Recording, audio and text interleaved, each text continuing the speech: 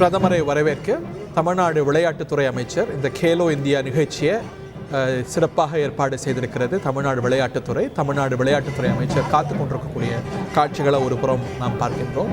இன்னொரு பக்கம் பிரதமர் நரேந்திர மோடியோடைய வாகன அணிவகுப்பு 3 கேட் மெல்ல ஊர்ந்து பிரம்மாண்டமான வரவேற்பு.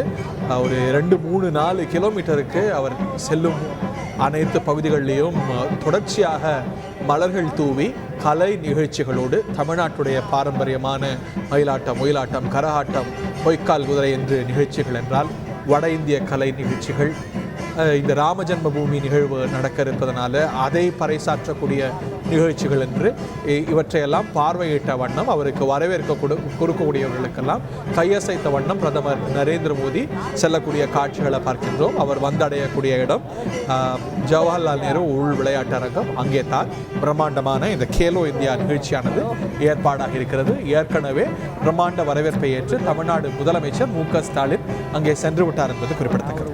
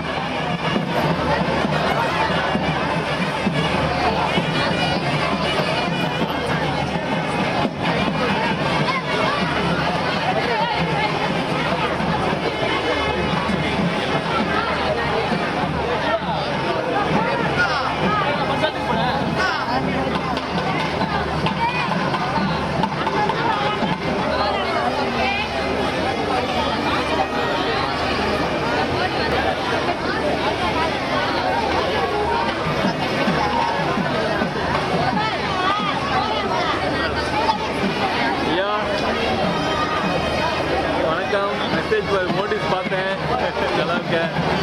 அவன் பிரைம் மினிஸ்டர் ப்ரோக்ராமில் இருக்கேன்.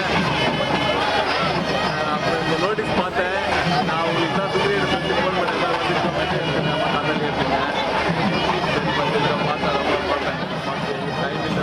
நேயர்களுக்கு தெரியும், பிரதமர் நரேந்திர மோடி 2ஆம் முறையாக இந்த மாதத்திலேயே மட்டும் தமிழ்நாட்டு நிகழ்ச்சிகளை கலந்து கொள்வது குறிப்பிடத்தக்கது.